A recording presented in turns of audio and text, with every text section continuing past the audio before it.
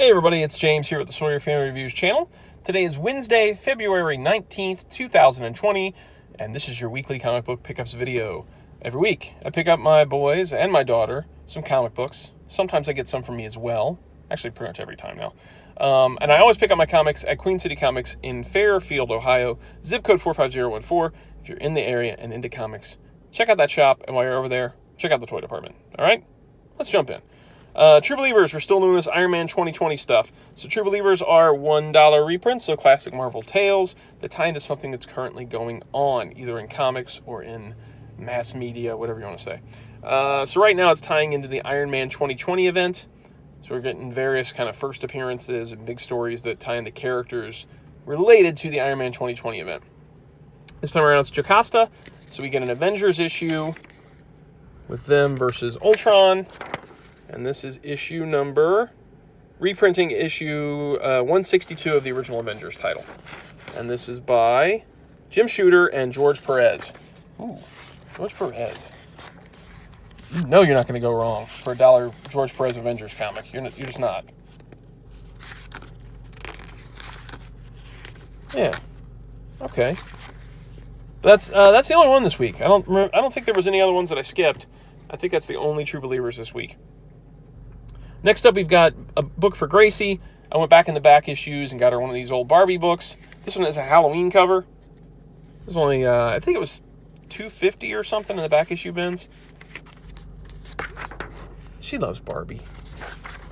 I mean, why am I not going to go back in the back issues and pick up an old Barbie comic? And plus, it's got Halloween. Halloween and Barbie? Come on. She's going to love that. All right, next up, New Mutants, number 7. One for me and one for Keaton.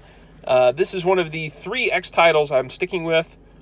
This will be the first one to go on the chopping block, though, if I start to get tired of the back and forth. Definitely stick with X-Men and X-Force. And then New Mutants was the 3rd book of the regular series that I'm sticking with. The thing I don't like about New Mutants is that it jumps back and forth between a Ed Brisson story starring the New Mutants that are on Earth, like these other New Mutants, and then the New Mutants classic team that HeMan and Reese are handling up in space. And there's no rhyme or reason as how they jump back and forth other than maybe they've got an issue done of this one in time and then they've got an issue done of this one on time. It's sort of annoying. It's not sort of annoying. It's super annoying. I wanted to stick with this book, with this storyline. HeMan and Reese with the team in space. They're going to be bringing Deathbird to sort of train the new Shi'ar princess. And there's a whole plot to then not let that happen. So now the New Mutants are in trouble. It's got really cool art. It's got I'm enjoying Hickman's writing more on this than I am on the X-Men book. I really enjoyed House of X, Dawn of X. But I think his X-Men series so far has been, it's pretty good. It's kind of got some slow issues and some good issues. This has been kind of fun throughout, all the ones that are handled by these guys. And this is a $3.99 book, in case I didn't say that. Next up is HeMan and the Masters of the Multiverse, which you can't tell it says that because of this. What's happening here? We got HeMan. Hey, get out of the way, dude. We can't see the title. This is for Blaze. So far, he's really liked this book. Tim Seeley, Tom Derenick, Matt Yackey, $3.99. It's He-Mans from different universes. Here's Filmation He-Man. Woohoo! Where the anti-attorney He-Man is jumping through dimensions and killing off He-Mans. He-Mans? He-Men? He-Mans. And taking their power. And so the 87 movie He-Man and a few others are following through and trying to stop him. Along with a good version of Keldor from the Anti-Eternia universe. Oh man, this is awesome. I read the first 2, I think it was. I haven't read the 3rd one yet. I need to get caught up, and I'm not going to flip forward too much because I don't want to ruin anything. But man, this book is so much fun. This is really, if you're a He-Man fan, you should be reading this book because it's good. Put that over there. This book is also for Blaze, The Goon by Eric Powell. This is issue number 8. And unfortunately, it doesn't have art by Eric Powell. It's written by Eric Powell, illustrated by Brett Parson. And nothing against Brett Parson. I mean, this is fun art. But when you read The Goon, you want Eric Powell. And every time there's not an Eric Powell issue, Blaze is a little disappointed. He's like, oh, okay.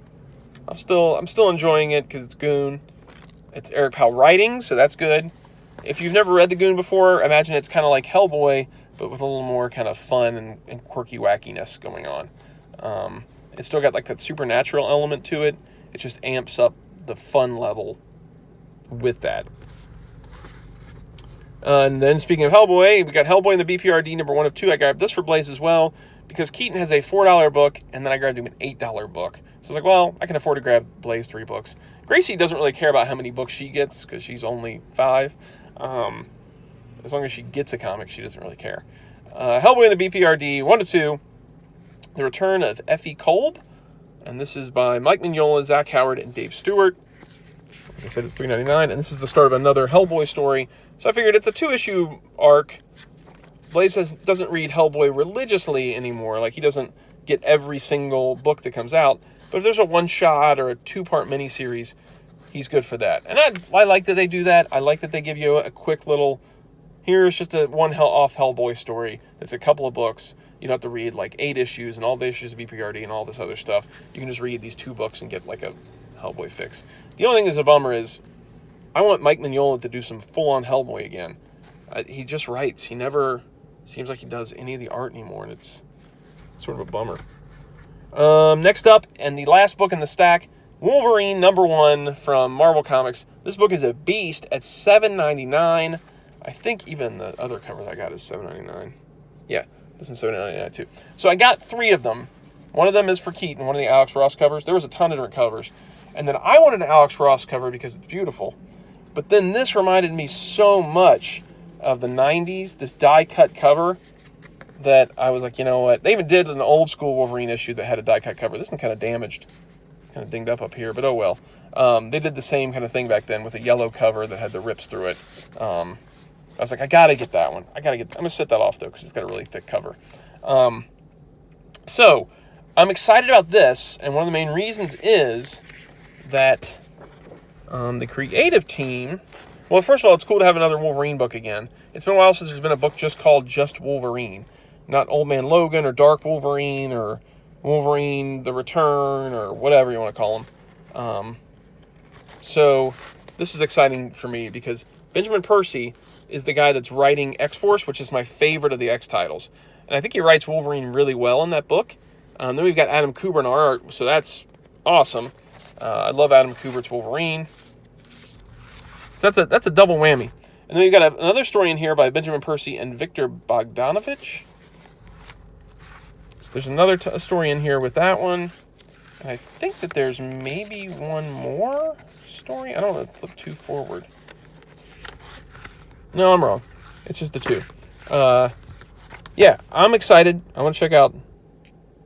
Hopefully this is good. Hopefully this is now going to be one of the X titles I stick with.